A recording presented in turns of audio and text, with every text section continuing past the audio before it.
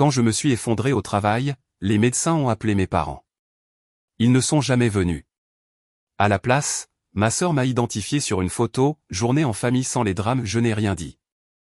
Des jours plus tard, toujours faible et branché à des machines, j'ai vu 74 appels manqués, et un texto de papa, on a besoin de toi.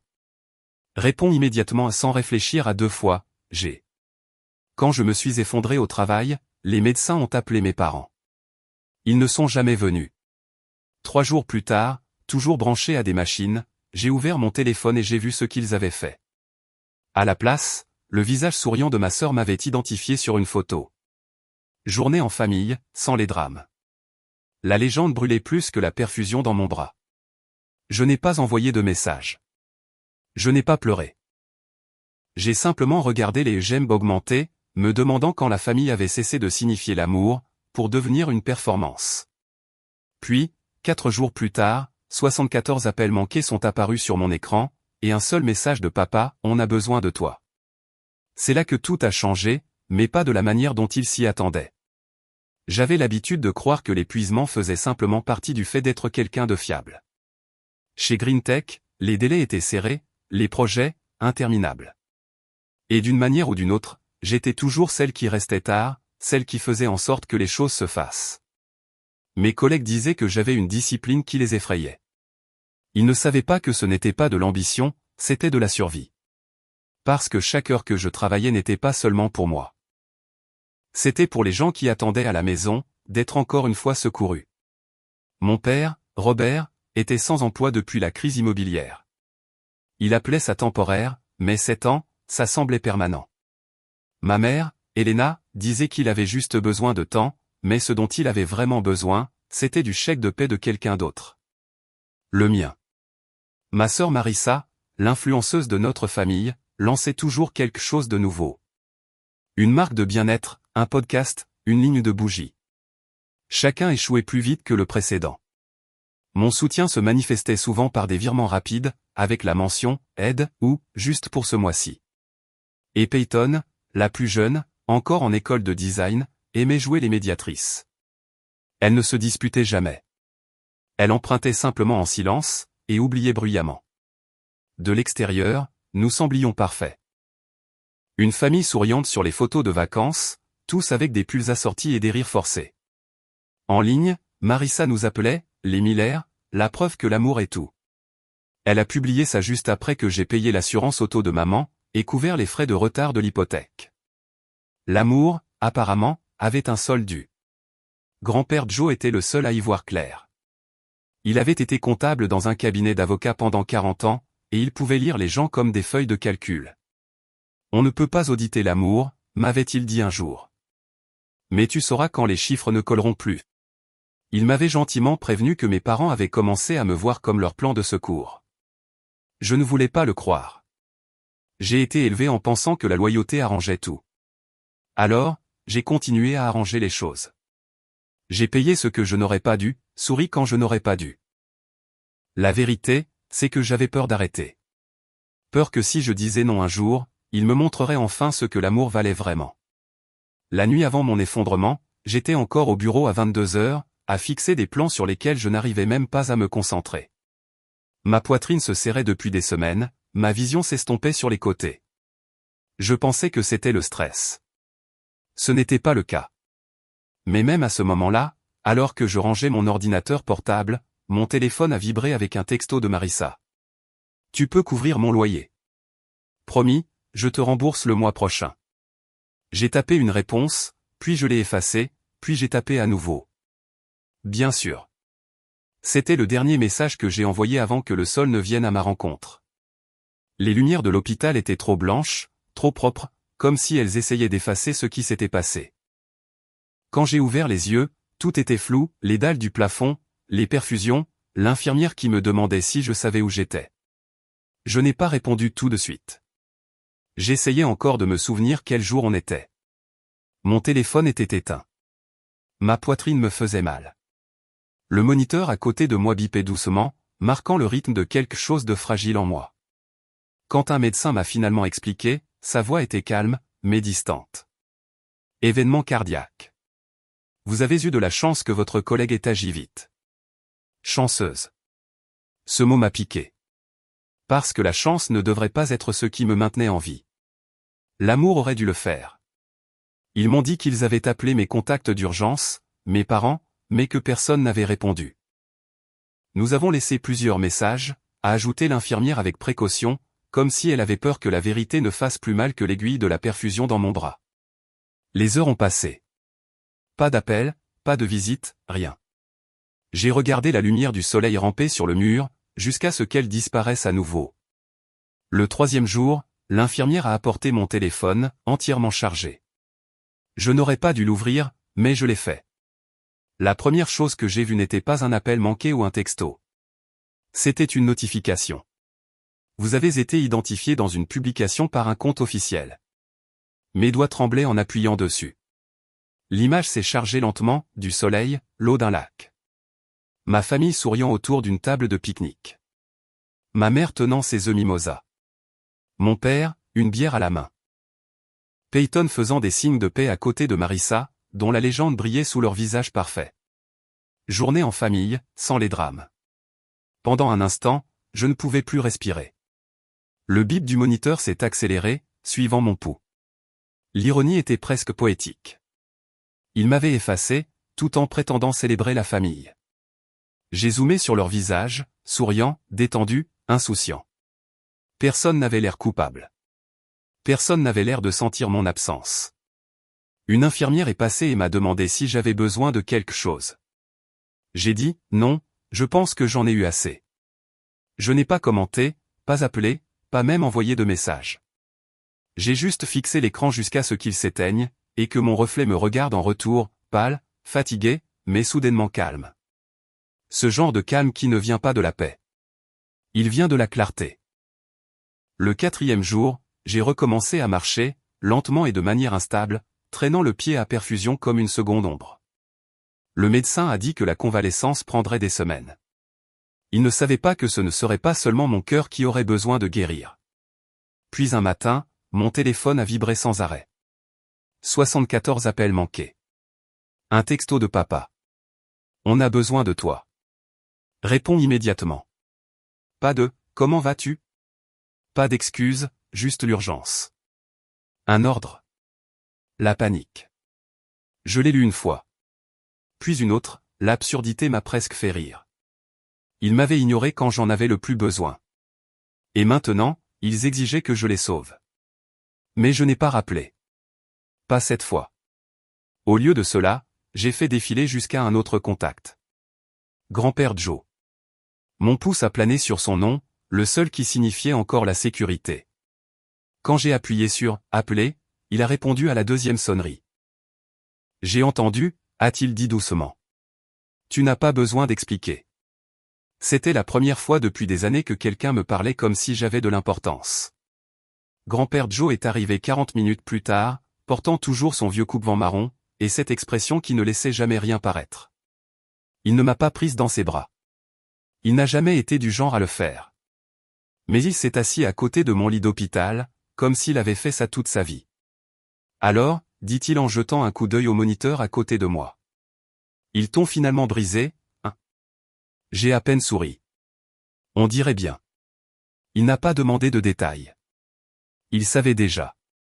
C'était sa façon de faire. Une compréhension silencieuse, chirurgicale. Il est resté toute la journée, parlant à mon infirmière, s'assurant que mon assurance couvrait ce qu'elle devait. Lorsque l'employé de la facturation a mentionné quelques soldes impayés, il n'a pas bronché. Il a sorti sa tablette et a commencé à taper. « Qu'est-ce que tu fais » ai-je demandé. « Je fais l'inventaire » a-t-il dit. Avant de commencer à couper les ponts, tu dois savoir où ils mènent tous. Nous avons tout passé en revue. Mes comptes chèques, mes virements automatiques, les paiements d'assurance auto, les lignes de crédit conjointes. Mon estomac s'est noué à mesure que la liste s'allongeait. Chaque semaine, de l'argent quittait mon compte comme une lente hémorragie, le prêt de Marissa, le loyer de Peyton, la voiture de maman, même un paiement de facture de service public à mon nom, pour une maison où je n'avais pas vécu depuis l'université. Comment ai-je laissé faire ça, ai-je murmuré. Tu pensais que c'était de l'amour, a-t-il dit simplement. Il pensait que c'était une obligation. Des maths différentes. Cette nuit-là, pendant que les machines bourdonnaient et que l'hôpital devenait silencieux, grand-père Joe m'a montré comment les couper, un par un. Pas par dépit, mais par instinct de survie. Il a rédigé une feuille de calcul, y a noté chaque paiement récurrent, et me l'a tendu comme une carte pour sortir de l'enfer. Demain, a-t-il dit, on commence par la banque. Je n'ai pas beaucoup dormi. Je n'arrêtais pas de voir cette photo, leur sourire, la lumière du soleil, et d'entendre le faible bip du moniteur comme un compte à rebours. Le lendemain matin, j'ai appelé ma banque depuis l'hôpital. L'employé a reconnu ma voix. J'avais été la personne fiable pendant des années. À midi, les virements automatiques avaient disparu. Le compte de Marissa, annulé. Le dépôt de loyer de Peyton, arrêté. L'assurance de maman, supprimée. Chaque clic était comme une bouffée d'air frais. Le soir, le téléphone a commencé à vibrer. Premier texto de maman. On vient d'apprendre ce qui s'est passé. Pourquoi ne nous as-tu rien dit? Puis Peyton, on peut parler? C'est un malentendu. Je les ai tous ignorés. Grand-père Joe était assis à côté de moi, lisant le journal, faisant semblant de ne pas regarder. Tu te sens coupable, déjà, a-t-il finalement demandé. Ouais, ai-je admis. Un peu. Ça passera, a-t-il dit en pliant le journal. La culpabilité, c'est l'impôt que les gens bien paient avant la liberté. Le lendemain, j'ai quitté l'hôpital. Grand-père Joe m'a ramené chez moi. Mon appartement semblait plus petit que dans mes souvenirs, comme si les murs écoutaient.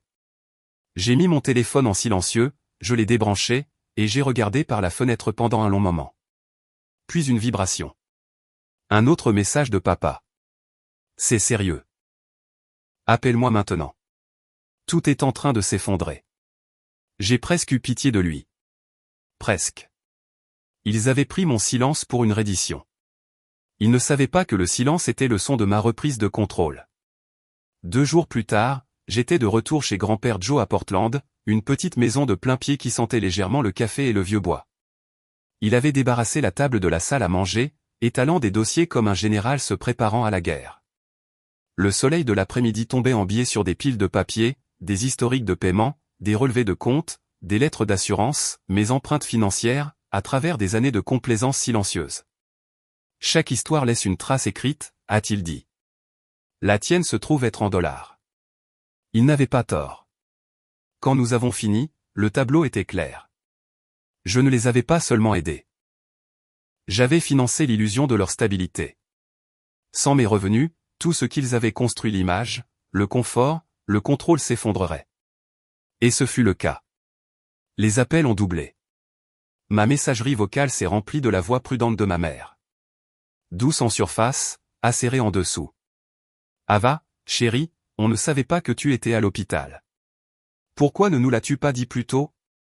Puis plus doucement, presque un murmure. Ton père s'inquiète encore pour l'hypothèque. Inquiet, pas désolé. Les textos de Marissa sont arrivés ensuite. Des captures d'écran de son compte vide, des émojis dramatiques en pleurs, et un message qui disait « Si tu ne règles pas ça, je vais tout perdre ».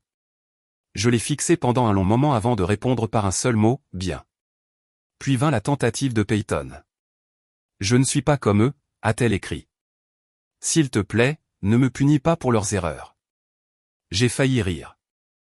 Elle avait dit la même chose quand j'avais co-signé son bail l'année dernière.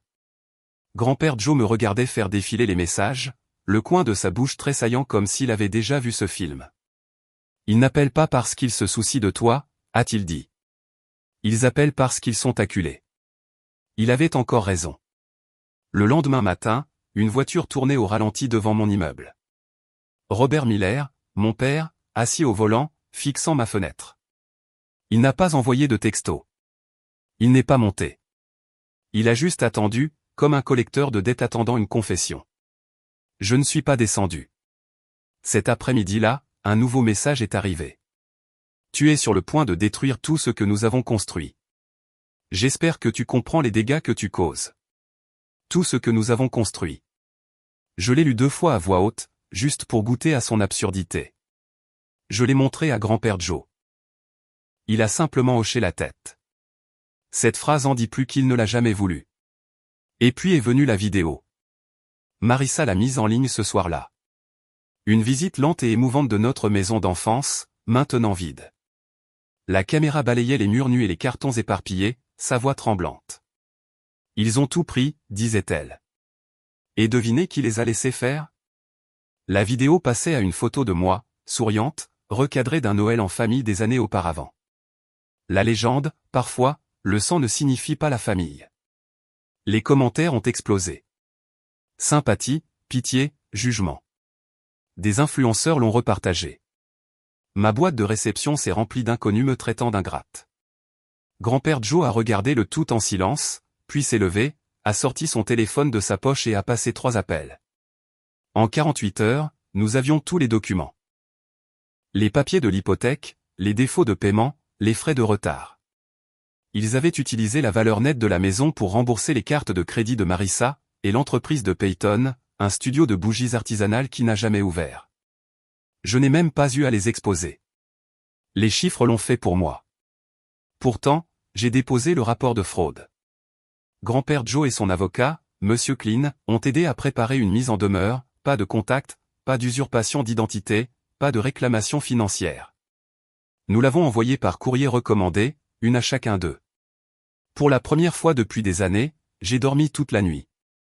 Le lendemain matin, je me suis réveillé avec mon téléphone vibrant sans relâche. Le visage de Peyton a illuminé mon écran. À travers le Judas, en bas, elle se disputait avec la sécurité de l'immeuble. Elle n'était pas sur la liste des visiteurs autorisés. Je l'ai vu faire les 100 pas dehors, le téléphone à l'oreille, appelant probablement Marissa. Je ne suis pas sorti. Plus tard, grand-père Joe est revenu, tenant une épaisse enveloppe Kraft. Ils ont fait quelque chose de stupide, a-t-il dit. À l'intérieur se trouvaient des échanges de mails imprimés entre mes parents et un petit cabinet d'avocats. J'ai parcouru le texte une fois, puis 2. Il se renseignait sur une tutelle légale sur moi. J'ai lu l'entête à voix haute. Requête d'urgence pour une mise sous tutelle temporaire. Grand-père Joe a soupiré. Ils ont déjà essayé ça avec ton oncle il y a des années. Ça n'a pas marché non plus. Mais cette fois, ça aurait pu, si je n'avais pas déjà tout transféré dans le trust qu'il avait créé. Si mon médecin n'avait pas rédigé des attestations certifiant ma stabilité. Si mon service des ressources humaines n'avait pas envoyé de confirmation que j'étais en congé maladie, et non licencié. Au moment où ils ont déposé leur requête, nos documents préventifs avaient déjà atteint le palais de justice. Leur motion était morte à l'arrivée. Pourtant, ils n'ont pas arrêté. Marissa a de nouveau publié, cette fois en larmes. Son mascara coulait sur ses joues alors qu'elle parlait à la caméra. La maladie mentale ne ressemble pas toujours à ce que vous attendez, disait-elle. Parfois, les gens que vous aimez vous repoussent. Nous essayons juste de l'aider avant qu'il ne soit trop tard. Ses abonnés ont inondé les commentaires de sympathie. Je prie pour Ava est devenu tendance. Mais les médias sociaux ont la mémoire courte, et une patience encore plus courte. Quelqu'un a retrouvé son ancienne publication, Journée en famille sans les drames, et l'a juxtaposée à sa vidéo en pleurs. Alors, où était cette préoccupation quand elle était à l'hôpital, disait la légende. Le vent a tourné du jour au lendemain. Des captures d'écran ont fait surface, les partenariats de marque de Marissa, ses publications sponsorisées pendant la semaine où j'étais hospitalisé. Ses tweets se moquant des frères et sœurs toxiques. La page Etsy de Peyton a été bombardée de commentaires. Les clients du cabinet de courtage de mon père se sont retirés. Même le Facebook de ma mère était rempli d'étrangers exigeant des réponses. Le vendredi, l'empire en ligne de la famille s'était effondré plus vite que leurs finances. Grand-père Joe m'a tendu sa tasse de café. Tu n'as pas eu à lever le petit doigt, a-t-il dit. La vérité s'est occupée d'elle-même. Cette nuit-là, un seul texto est arrivé de ma mère. S'il te plaît, pouvons-nous parler? Je l'ai fixé pendant un long moment, le pouce planant sur le clavier. Puis j'ai verrouillé l'écran et je l'ai posé, face contre table. De l'autre côté de la pièce, grand-père Joe lisait. Ça va, a-t-il demandé. Ouais, ai-je dit doucement. J'en ai juste fini. Mais eux, non. Le lendemain matin, un coursier a livré une autre enveloppe. Celle-ci ne venait pas de leur avocat. Elle venait de mon père lui-même. Un testament manuscrit. Il l'avait réécrit la semaine après l'échec de la mise sous tutelle. D'une écriture tremblante, il était écrit, en cas de mon décès, tous les biens iront à la famille restante qui maintient l'unité. Ava est déshéritée jusqu'à ce qu'elle se réconcilie. Je n'ai pas pu m'empêcher de rire. C'était la même manipulation, juste enveloppée dans de l'encre formelle. Je l'ai montré à grand-père Joe. Il pense toujours que je veux quelque chose. Il a souri faiblement. Ils ne sont pas habitués à ce que quelqu'un s'en aille avant l'argent. Ce soir-là, j'ai écrit ma réponse finale, pas par texto, pas en ligne, mais par l'intermédiaire de mon avocat. C'était court, précis et définitif. Je renonce à tous mes droits sur la succession et demande une interdiction de contact permanente. Je l'ai signé, scellé, et l'ai remis à grand-père Joe. Dépose le lundi, ai-je dit. Il a hoché la tête. Que vas-tu faire maintenant? J'ai regardé vers la fenêtre. Dehors, la pluie se calmait. Je pense que je vais me reposer, ai-je dit. Peut-être quelque part de plus calme. Pour la première fois depuis des années, je le pensais vraiment. 2 semaines plus tard, la pluie a finalement cessé. Grand-père Joe et moi avons emballé le peu de choses que je tenais à garder une valise, mon ordinateur portable et quelques photos qui me semblaient encore miennes et nous avons roulé vers l'est, en direction du Colorado. Il a dit qu'il voulait revoir les montagnes avant l'hiver. Je n'ai pas discuté. J'ai juste regardé l'autoroute défiler. Kilomètre après kilomètre, le monde est enfin devenu silencieux. Le chalet que nous avons loué se trouvait près d'une crête bordée de pins. Pas de bruit, pas de circulation, pas de famille. Juste le silence, pur et honnête. Je travaillais à distance pour Green Tech maintenant, moins d'heures, pas de pression. Mes journées commençaient avec un café noir, et se terminaient avec le son du vent grattant le toit. Parfois, je recevais encore des messages, un cousin demandant ce qui s'était vraiment passé, un étranger disant qu'il avait lu les publications en ligne. Je ne répondais pas. Je n'avais pas besoin de les laisser croire à la version qui avait du sens pour eux. Ma vérité n'avait plus besoin de témoins. Grand-père Joe s'asseyait près de la fenêtre, journal à la main, faisant semblant de ne pas me regarder respirer plus facilement. « Tu l'as fait » a-t-il dit un matin. « Tu as brisé le cycle. » J'ai souri. Ça m'a juste tout coûté. Il a gloussé doucement. C'est le prix réduit. Et il avait raison. Parce que ce que j'ai gagné valait plus que toutes les excuses, tous les héritages, toutes les photos de famille forcées réunies. Pour la première fois de ma vie, je n'étais pas la pourvoyeuse, la réparatrice, ou la fille qui devait tout à tout le monde. J'étais juste Ava, vivante, sans attache, et enfin libre. J'avais l'habitude de penser que le silence signifiait la défaite. Que s'éloigner était la même chose qu'abandonner. Mais maintenant, je sais que le silence peut être un choix, une frontière, une sorte de paix qui n'a besoin de la permission de personne. Ma famille essaie toujours de me contacter par l'intermédiaire d'autres personnes, testant si je vais briser le silence. Je ne le fais jamais. Certaines histoires n'ont pas besoin de nouveaux chapitres. Elles ont juste besoin de se terminer.